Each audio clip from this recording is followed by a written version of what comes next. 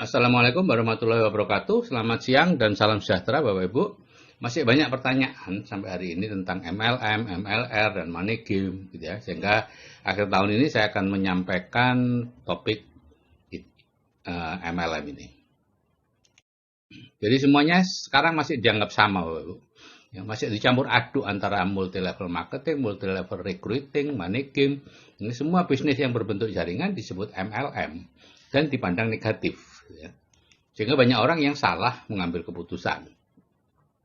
Padahal hampir semua yang disebut MLM dan dianggap negatif itu sebenarnya money game.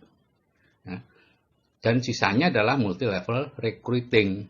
MLM-nya sendiri justru jarang dikenal orang, sehingga mereka pun tidak mendapat informasi yang lengkap tentang MLM. Taunya hanya money game, ini yang merugikan dan dianggap sebagai MLM. Jadi yang disebut MLM itu apa? Ini adalah sebuah kegiatan perdagangan biasa, yaitu salah satu strategi atau pengembangan dari bisnis prosumer, profitable consumer.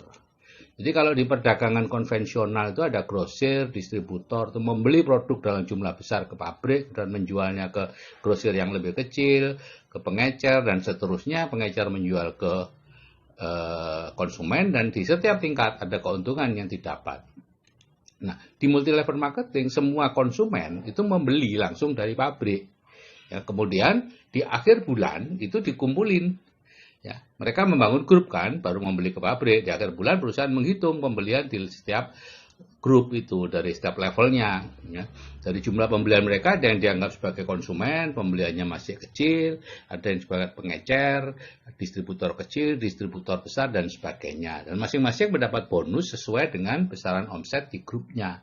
Umumnya antara 3% sampai 21% ya, tergantung perjanjian di depan. Jadi seperti ini Bapak Ibu, kita itu kalau membeli sesuatu itu tidak bisa langsung dari pabrik. Sebagai konsumen membelinya di retail. Dari retail ke pabrik itu ada 60% uang yang diambil oleh grosir dan retail. Pabrik sendiri hanya menikmati 40% dari uang yang dibayarkan oleh konsumen. Nah, yang namanya prosumer itu dari produsen langsung ke konsumen. Sehingga uang yang 60% tadi yang biasanya untuk grosir dan retail itu diberikan ke konsumen. Nah, bisnis grosir dan retail ini adalah bisnis yang uangnya terbesar di dunia Bapak Ibu. Ya, dibandingkan dengan produsen. Karena 60% dari semua barang itu uangnya masuk ke sini. Ya. Ada 3 macam ya yang bergerak di sini, main di grosir dan retail, yaitu yang konvensional itu semuanya Anda ya, membangun toko, mengisi toko, mengelola toko, mencari konsumen itu Anda, modalnya besar, keuntungan Anda kurang lebih 5-10%, dan itu aktif income kan Anda mengelola sendiri. Kemudian ada yang disebut waralaba, franchise ya, minimarket itu Anda yang bangun tokonya, Anda yang mengisi tokonya, sedangkan yang mengelola toko dan mencari konsumen itu adalah mitra. Modalnya besar, tapi Anda keuntungannya cuma 2,5-3% dari omset. Karena pemilik bisnis sebenarnya, yaitu yang mencari konsumen, itu mitra. Nah, kalau bisnis prosumer, yang membangun toko, yang mengisi toko, yang mengelola toko, itu mitra. Anda mencari konsumen. Dan modalnya tentu kecil, karena hanya untuk mencari konsumen. Tapi, keuntungan dari bisnis ini besar, karena bisnis ini sebenarnya milik Anda, karena Andalah pemegang konsumennya. Ya, jadi 10% dari omset itu untuk Anda. Penghasilannya pasif. Jadi bisnis prosumer itu Bapak Ibu itu pencetak 20% miliarder di Amerika loh, yaitu Forbes tahun 2010. Dan sekarang lebih besar lagi. Kenapa? Karena perkembangan bisnis prosumer jauh lebih besar dibandingkan perkembangan bisnis konvensional. Jadi ada 3 strategi atau pengembangannya. Yang pertama adalah direct selling. Ya, kita membeli ke pabrik, menjualnya, cuma makan sendirian menjual 1000 produk. Hasilnya 1000. Ya. Dan yang kedua adalah multi level marketing. Ya, kita mengajak beberapa orang membeli ke pabrik dan menjualnya ke konsumen. Persamaannya 10 orang kerjasama masing-masing menjual 100 produk, ada 1000 produk. Ya. Nuansanya masih membeli dan menjual. Ya, sehingga perlu ada tutup poin karena biasanya produknya tidak banyak ya, harus ada pembelian terus-menerus atau penjualan terus-menerus, sehingga ada tutup poin, ada stokis. Nah, yang ketiga adalah pengembangan yang terakhir, networking ya, kita mengajak banyak orang masing-masing memakai satu produk atau produknya ya. Biasanya produknya banyak di sini Karena orang membeli hanya untuk memakai, gitu ya. Nah, persamaannya 1000 kali 1. Ya, lebih sulit untuk bangunnya, tapi lebih stabil hasilnya.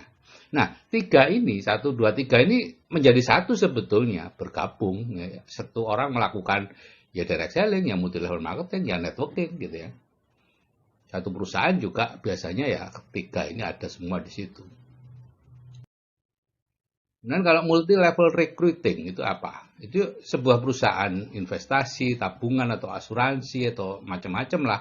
Itu membentuk jaringan nasabah untuk memasarkan jasanya tadi. Ya dahulu masih sederhana disebut member get member, tapi kemudian semakin canggih distrukturisasi.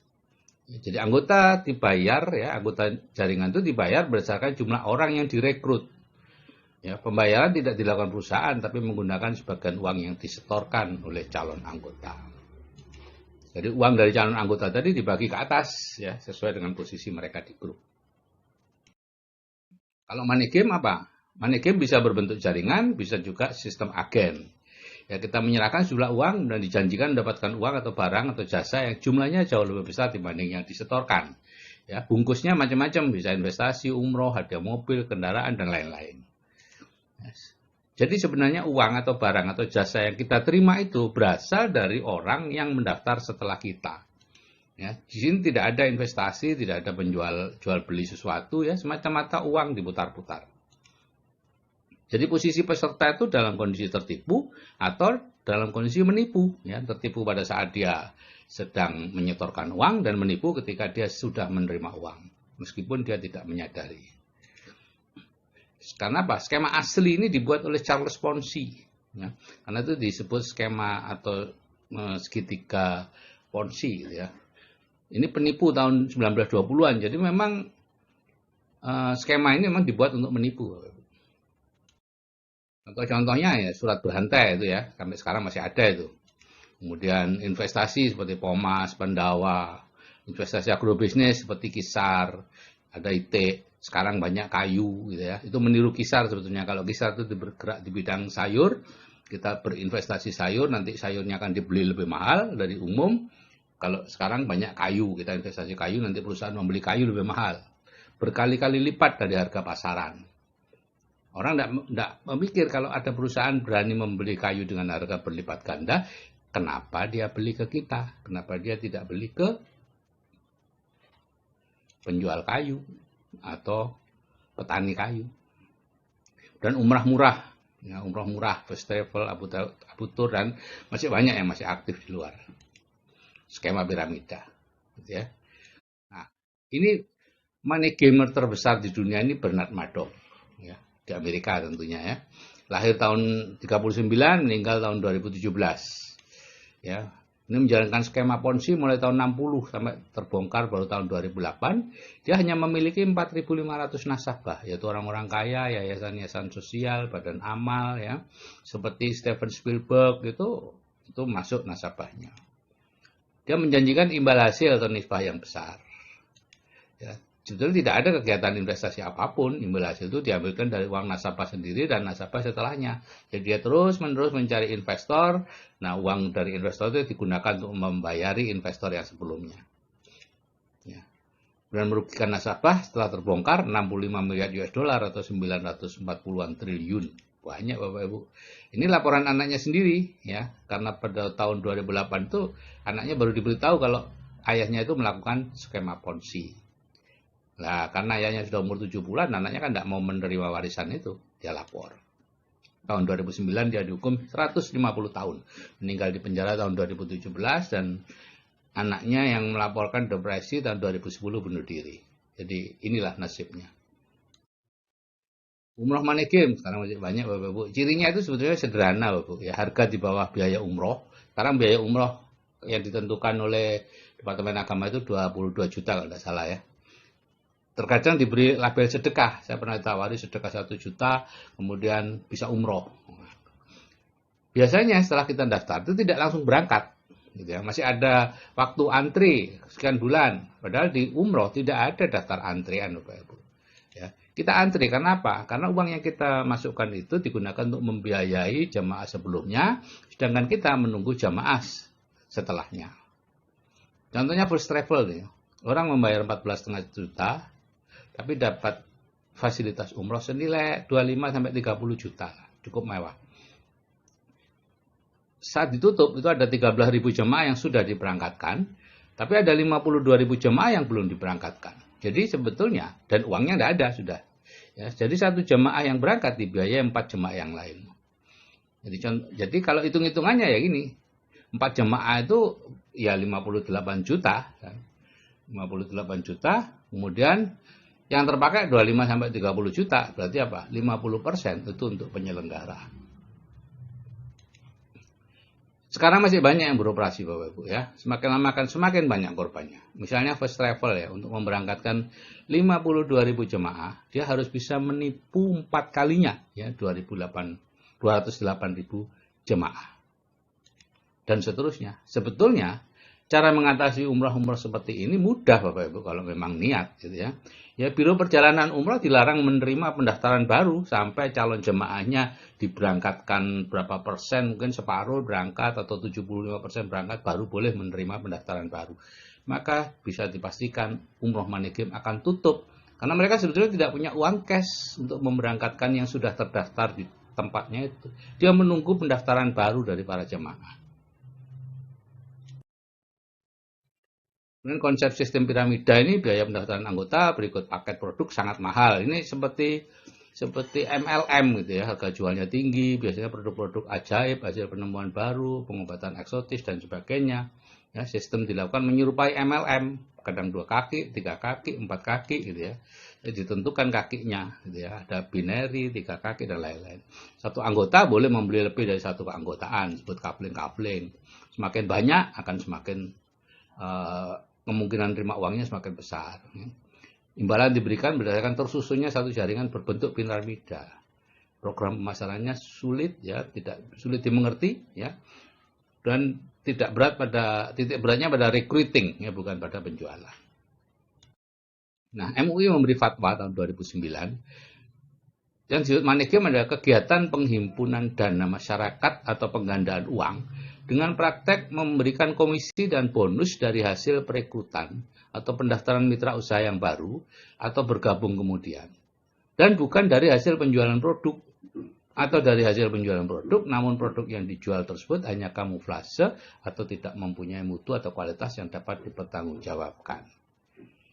Jadi kalau definisi di atas dipakai, maka multi level recruiting itu dimasukkan dalam golongan money game dan tentunya diharamkan. Termasuk juga agen asuransi.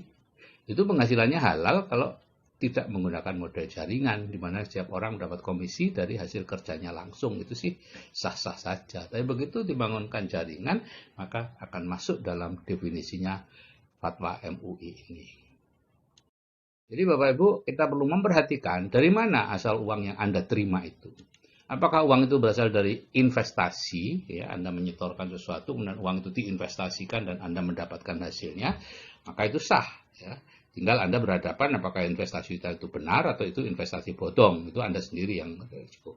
Ya, ciri investasi bodong sebetulnya mudah. Kalau ada 3 kata yaitu penghasilannya besar, hasilnya besar, cepat, dan aman, itu pasti tipu-tipu. Ya. Nah, kemudian yang kedua, apakah Anda mendapat uangnya dari jual beli produk di dalam jaringan itu? Kalau itu sah, ya. Prosumer bisa direct selling, multi level marketing atau networking, ya, tergantung model yang dipakai. Kalau pendapatan Anda dari setoran orang baru yang mendaftar, nah itu baru bermasalah, ya, multi level recruiting, money game.